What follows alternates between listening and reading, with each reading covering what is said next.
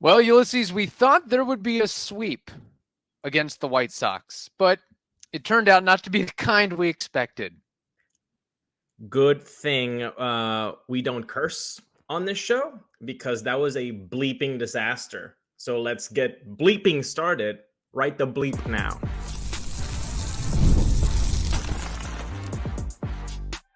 You are Locked On Rays, your daily Tampa Bay Rays podcast. Part of the Locked On Podcast Network, your team every day. Hello, my name is Kevin Weiss. I'm Ulises Sambrano. And we're the host of the Locked On Rays podcast, part of the Locked On Podcast Network. Thank you for making us your very first listen every single day. Be sure to check out and subscribe to our YouTube channel at Locked On Rays. You can also find us on X and Instagram at Locked On Rays, and email us anytime. Love the mailbag questions and voice memos, lockedonrays@gmail.com. Well, the Tampa Bay Rays get swept in ugly, unfortunate fashion to the worst team in baseball, and it's not really even close. So this is a checking point for this team and where they're going to go going forward, because that was ugly. That was not fun. That was not enjoyable.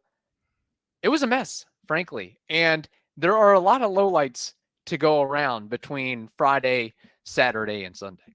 There are so many, Kevin, that we know we've been, if you're an everydayer, you know this by now, but this season we've tried to do Mondays a recap per segment. So One segment Sunday, one segment Saturday, one segment Friday. So we can, touch on the whole series and not leave a lot of things out.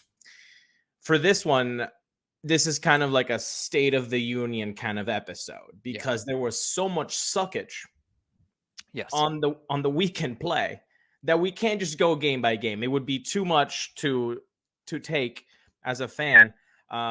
Look, man, this is, I said this on X. I really hope this is rock bottom. And then they got swept. Basically, if we're going to summarize Friday, Saturday, Sunday, Friday was a quasi clunker. Saturday ended in terrible walk-off fashion. And then Sunday, the Rays couldn't score. Yeah. And doesn't that, all of those three things, doesn't that just kind of encapsulate what we've seen from this team in 2024? We've thrown the clunker adjacent, verbiage a few times now. Yes. And we've had gut-wrenching losses like Saturday.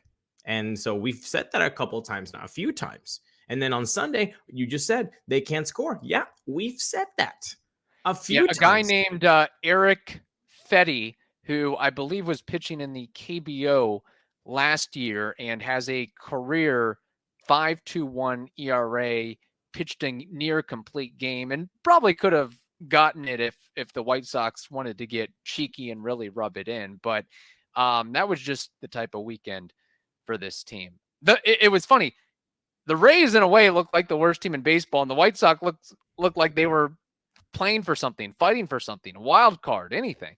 What are you if you lose? If you not again, let's not say that they lost to the White Sox. They got swept. Yes, by the White Sox. What does that say about your team? Honestly, we all know about baseball. 162. Anybody can sweep anybody. We have known this for a long, long, long time. As long as you've watched baseball, you know this. Everybody can win a game. Anybody can win a series.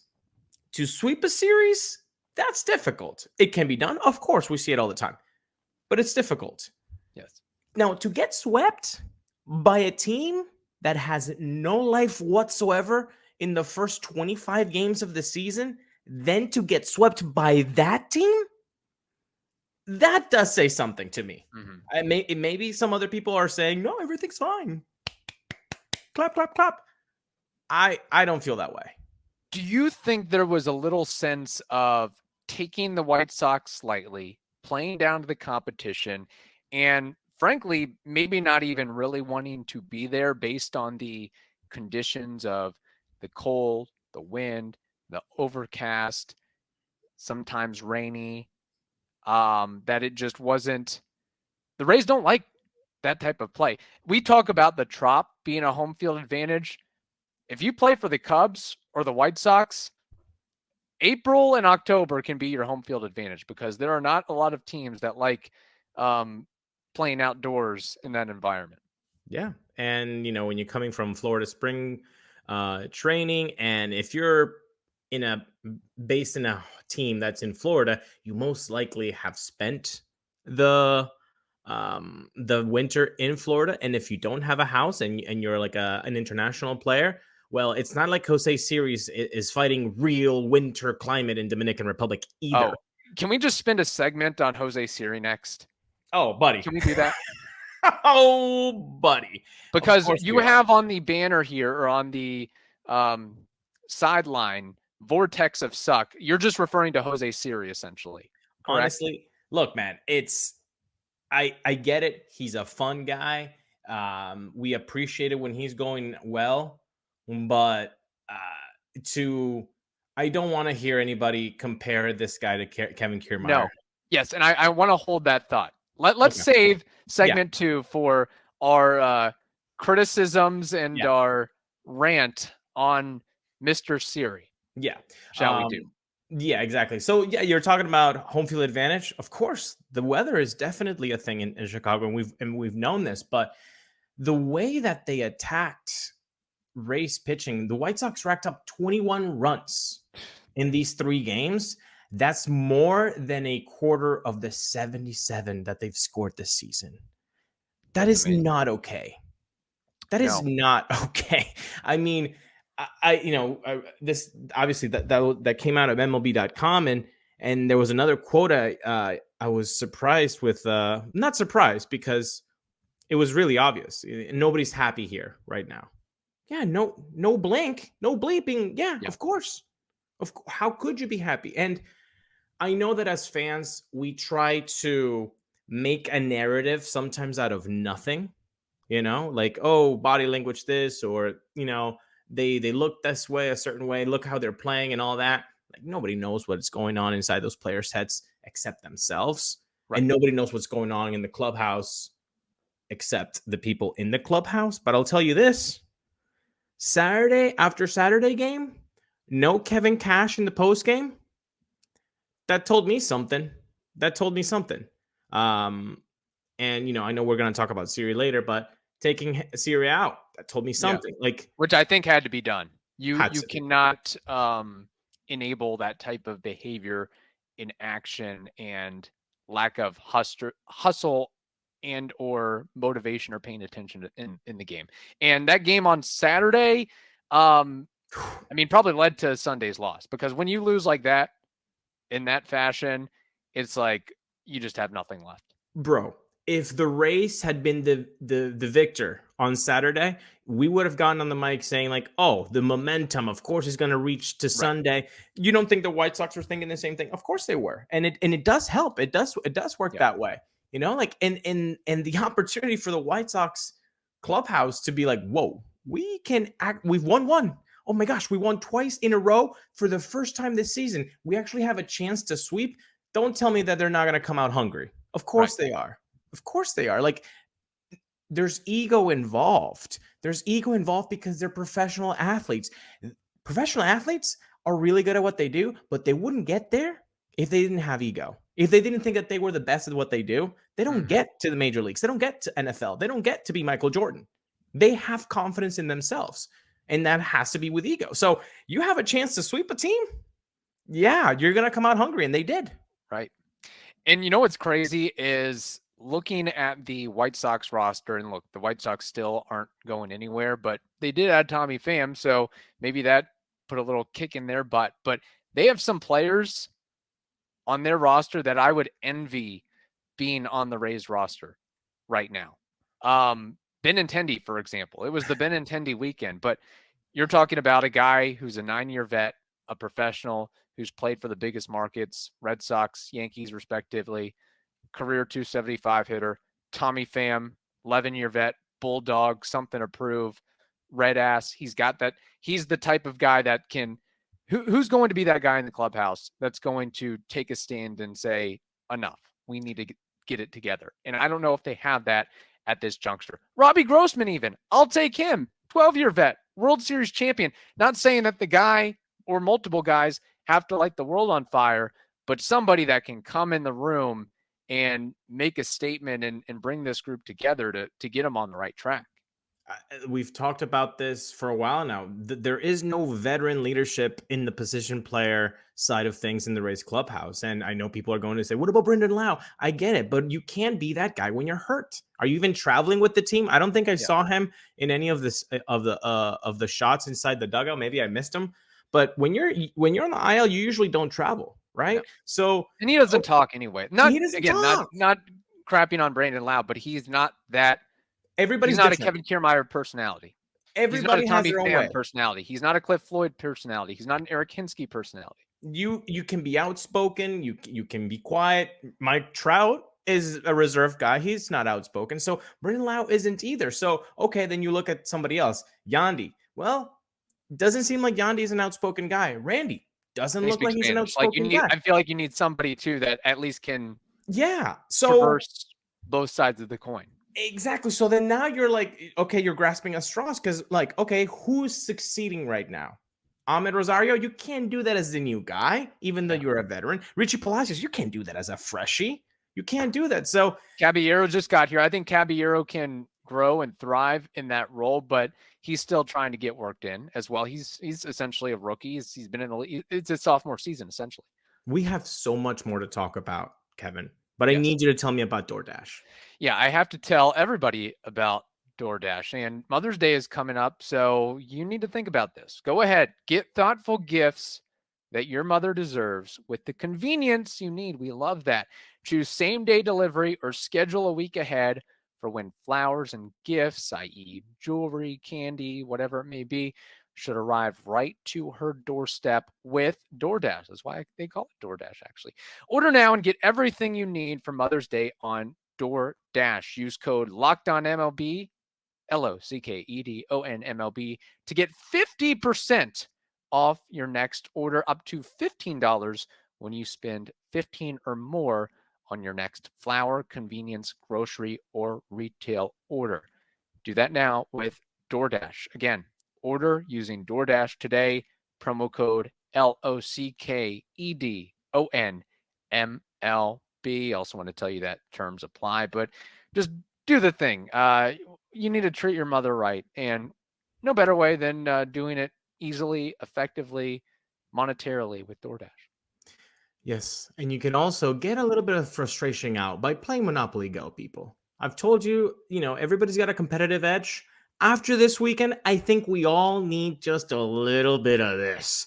Yeah. So do that. Use a Monopoly Go, okay? It's fantastic because it gets you going. And I will tell you, it feels new and exciting every day with constantly changing tournaments and challenges. A ton include their own mini games like digging for treasure or a robot pachinko machine, which are pretty cool. If you go to Japan, those places are awesome. And there's always new timed events that help you win big, like massive multipliers for everything you win or rent frenzies. So there's always something fun to discover in Monopoly Go. So get off the bench and go download it now, free on Google Play or the App Store. Game on. All right. Yeah. Before we get to Jose Siri, real quickly, is this the worst sweep that the Rays have experienced in memory? Can you think of a more noticeable one? Or does recency bias take the cake here?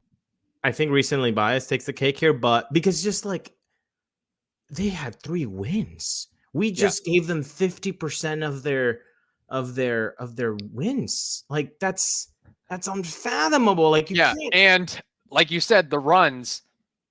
Maldonado was 2 for 28. Thank you. And he looked like he was about 14 for 28 with that home run that he got over the course of the weekend. Benintendi didn't have a home run. He had 2 on you on the same day. Mm-hmm. I know he's a professional hitter, but he's also has a sub 600 OPS right now. He was struggling, and then it was feasting time for all of these White Sox. Look, and Eloy Jimenez, who might be the slowest or one of the slowest runners in baseball. That's just a fact. Look at his metrics on Baseball Savant. Somehow legs out a double on a grounder, a weak grounder that barely gets through the infield. Anything that can go wrong is going wrong right now. I mean, I don't think that you can point out at something and say like, yeah, this is pretty good. Because like, I guess the one thing could be like starting pitching has been starting pitching, and I'm liking what I'm seeing from Ben Rortvedt. I'm liking what I'm seeing from Palacios. Give Palacios more playing time because he's the one guy or one of the few guys that looked like he actually wanted to be there over the last 3 games. Also, he's getting an opportunity. Lead off, I'm not going to sour at that. I'm going to take advantage of that, and we saw that. Again, and that's the kind of changes that you need to do in a lineup when you're struggling. Like, I understand the whole mentality of like, no, you respect the veteran players, you respect what they've done, but there comes a time when Yandy and Randy have shown what they're doing right now. You got to put him down in the order, my man. Like, again, like, Yandy does seem a little bit better than Randy right now. It's a different level of what's going on production wise. You got to move Randy down in the order, man. You can't just have him take more at bats than everybody else by putting him in the second or third spot. Didn't they walk Palacios twice to get to Randy? What does that tell you? What does that tell you how much that Randy is struggling? We would have never thought that in a million years.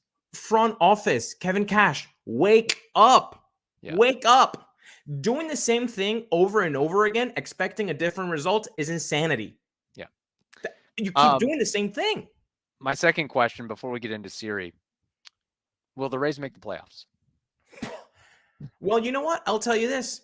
Everybody that's, the happy seal clappers are telling on X, well, don't worry. Brendan Lau's going to come back. Don't worry. Jonathan Aranda is going to come back. Oh, don't worry. Junior Caminero is going to come back. Josh Lowe is going to come back. Yeah. All these saviors that everybody's expecting. Oh, you're telling me that the guys that are going to get called up or finally get to the team because they were injured, now you're putting this pressure on them to succeed at a high level and to carry a team? You think that's going to bring success? Do you think that that's going to be a good thing to put them on their head? Like, oh, yeah, you better come, bro, because we need you right now. Yeah. No, not to a Junior Caminero who's a young 21-year-old, not to Brendan Lau, who we know has tough stretches of not really good production sometimes. Josh Lowe, he has 1 full season under his belt. Mm-hmm. You're expecting him to be the savior? Jonathan Aranda, I love how now Jonathan Aranda is like everybody's savior on X, the artist formerly known as Twitter, because Jonathan Aranda, do people know what his I'm still not convinced like Jonathan Aranda is going to be that great. We're still waiting for Curtis Mead to have his breakout and hit the ball hard. I know he had the home run several days ago, but he still needs to show me more. And defensively, Curtis Mead wasn't really having it. That as routine of a ground ball ever, and he overthrows Yandy Diaz. It's been sloppy. Unfortunately, like there were so many bad news Bears opportunities and moments there between that, the wild pitch, the Jose Siri antics, Maldonado and Benintendi having their breakouts. I mean, just all around bad stuff. And then you have like Yandy getting hit in the hand, pinky on a 99-mile-per-hour pitch. Like nothing was going right or effective. It's Murphy's Law, right? Anything that can go wrong goes wrong. Yeah. Just to finish, like even like Caballero, as much as he's been a savior for the Rays so far this season. I'm surprised there were a couple instances. One where he made a play deep in the hole and he slips and trips because the grass was not in great condition or wet, whatever it was. He didn't pull his groin or roll it because that looked like a moment that would happen. And then where makes a nice backhand stop. He has an opportunity to throw at second and tries to incredibly long throw to Austin Shenton at first base, which it just skips under. Shenton, and that goes past him. So there was just a lot of weird things going on. A lot of weird things. Yeah, and not only the offense, which, by the way, the offense just hit 200 with runners in scoring position this week, and it showed. But to finish the point on saviors, Jonathan Aranda now has been like, everybody's like, oh, don't worry, Jonathan Aranda is going to come. We are aware that Jonathan Aranda has 190 plate appearances in the major leagues. His slash line, 212, 311 on base, 345 slugging, 656 OPS, 87 OPS plus. This is the guy that we're counting on to improve the offense. Again, I feel like, yes, there is plenty of baseball left. Right. A lot of things can happen. We have seen this, but right now this team is not playing well. And the argument that, oh, these guys are going to come back, it's going to put pressure on them. And the guys that you're saying that are going to be the saviors really sometimes don't have the acumen for you to be saying these things. Yeah. I would frankly rather have Johnny DeLuca back in than Jonathan Aranda at this point to at least make things a little sweaty for Jose Siri. Yes. I am getting the feeling that Siri's not going to be in a Rays uniform for the long haul. That we're starting to see the inklings of his personality and what he does at the plate and now in the field, not really jiving with the coaching staff, front office, or other teammates. Should I mention before we get into that non-play, lazy play, something that Kevin Kiermaier would never do in a million years? I know we have our gripes and complaints about Kevin Kiermaier, but yes.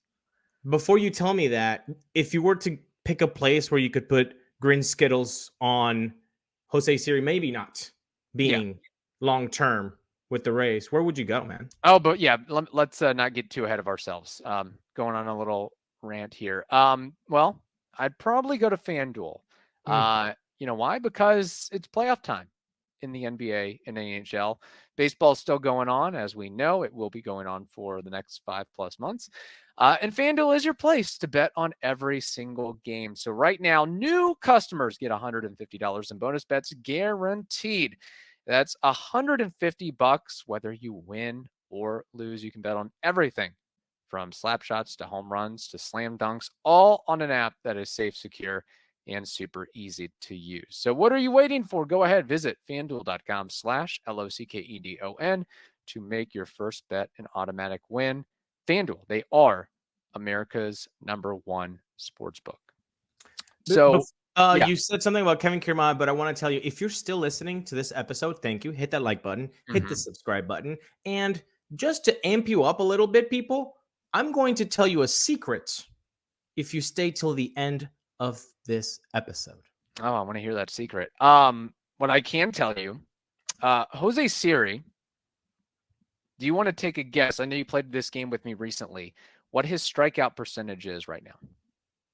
When we played last week, it was 42%. So it has to be higher than that, which is bananas. Yeah. 48%. Not quite that high, but it is rising like inflation. 44.4%. Do you know where that ranks in baseball right now? Oh, it has to be number 1. It's actually number 2. Okay. Number 1, that trophy goes to one Joey Gallo, who people are still obsessed with for some reason, which I guess in Joey Gallo's defense or preference over Jose Siri, at least he brings along a 16.5% walk rate and more pop to boot. But Jose Siri, not surprised by that strikeout rate, especially on there was a sweeper that he struck out on. Oh my God. It wound up halfway or more than halfway in the other batter's box. Look, that's a good pitch, but it also goes back to the situation, the count, and recognition coming out of the hand of a spinner. We have our own Javi bias. And that's Jose Siri. And it's disappointing because after the season that he had, last year. You can expect the whiffing, but if the whiffing is going to come with pop, you'll take it. If the whiffing is going to come with pop in really good play in the outfield, then cool, you take that. What you can take, what you cannot take, what you shouldn't take, and what should be chastised is when you are given 44% strikeout rate, no pop, and honestly, lazy and awful performance in the outfield multiple times. This isn't a one-time thing. And last a week, 65 WRC plus, by the way, right now. Awful. Last week, I said, look, I never once saw Kevin Kiermaier drop a routine fly ball. If you guys saw that in the last 10 years of Kevin Kiermaier with the Rays, please let me know in the comments right now if you ever saw Kevin Kiermaier just drop a routine fly ball. Because I'll tell you this, in 2.5 years of Jose Siri being the regular center fielder for the Rays, I've seen him do that more than 5 times. More than 5 times. And the whole, I'm still holding the card, the outfield shading card, and I'm still making the catch. Right. Isn't that cute? Like we know that Kiermaier's a ham, but I feel like Siri takes it to a new level with how he goes about making these catches. It's really going to burn him well, it's already burned him, but it's going to burn him again at some point where he's not putting the other hand, the bare hand, on the glove trying to make a catch or a somewhat difficult catch. The difference between being a ham and what Siri is doing is that Kiermaier was able to make the play and then was a ham, or making the play whilst being a ham. It seems like Jose Siri is first, his priority is, how am I looking? Yeah. Am I looking like I'm having fun? Am I doing cool things? Is it a gimmick? And then after that, he's like, oh, but I have to make the play. I still need to make the catch. Wrong order of operations. Wrong order of operations. At least Kiermaier had that order of operations correctly. Siri does not. And honestly, and I would be curious to see if, not to interrupt you, but after Cash pulled Siri, if anybody in the dugout had a conversation with Siri, a la Evan Longoria to BJ Upton years ago. But who? That's the thing. That's what we go back to. Who's going to be that guy? There. If Tommy Pham was in the dugout, he would have done that. I mean, okay, maybe because, there's a Spanish speaking side to it. Maybe Randy could, Yandy could. But I don't think baseball players, and this is because I've just heard it from interviews, like, there's a different vibe when you're doing well in the field and when you're not. Mm-hmm. And you might not feel as powerful to tell a guy off when you're also not doing so well. And Randy and Yandy are not doing well right now. That's so fair. Would they even say something? Maybe, maybe not. But this whole Jose Siri thing, I mean, look, I get it. You let the kids play, have fun. I'm all for that. But make the play first, then have fun. Right. Perform first. And that's some people might have a get off my lawn mentality of focus less on your hairstyle. He looks like Cisco right now. He had dreadlocks last season. We know he is always focusing on his eyebrows. He loves the tattoos, loves the jewelry, and that's all fine.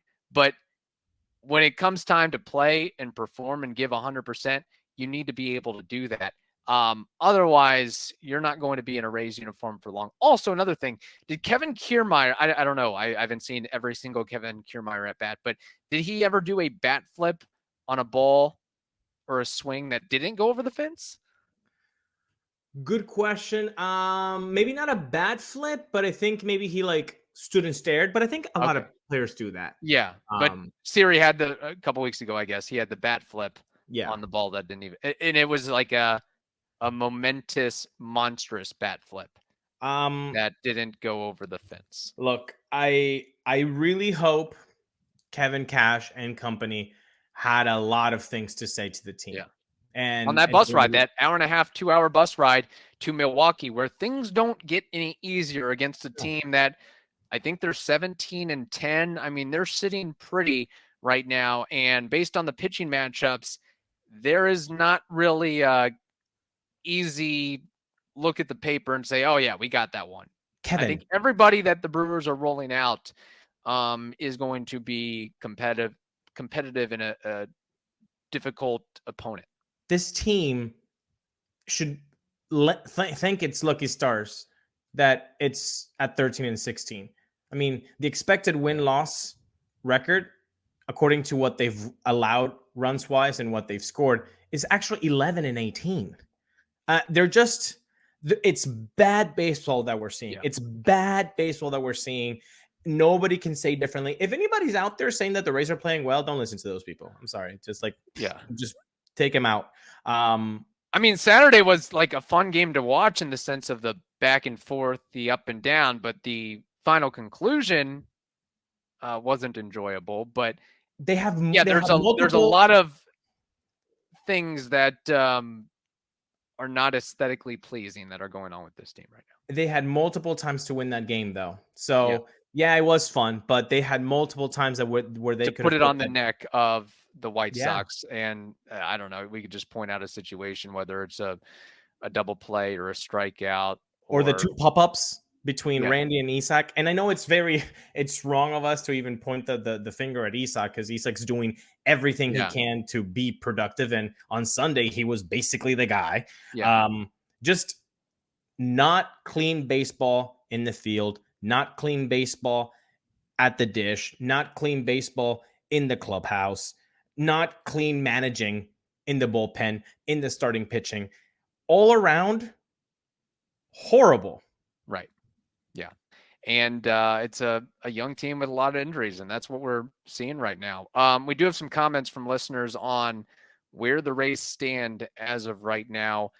James Pierce says, injuries aside, that just simply shouldn't happen. What happened against the White Sox? Chase Ross, a young team, but I believe we can get better this year. Ben says, lackluster, but not dead in the water. Ray Tiger says, they're not good. Ryan Hill says, very disappointed right now, but we have a long way to go and reinforcement on the way. Jake Stokes says, taking on water very early in the year. Guys coming back from injuries theoretically fill a lot of glaring holes. Original Devil Rays fan says, bullpen, thumbs down. David Lopez says, trying.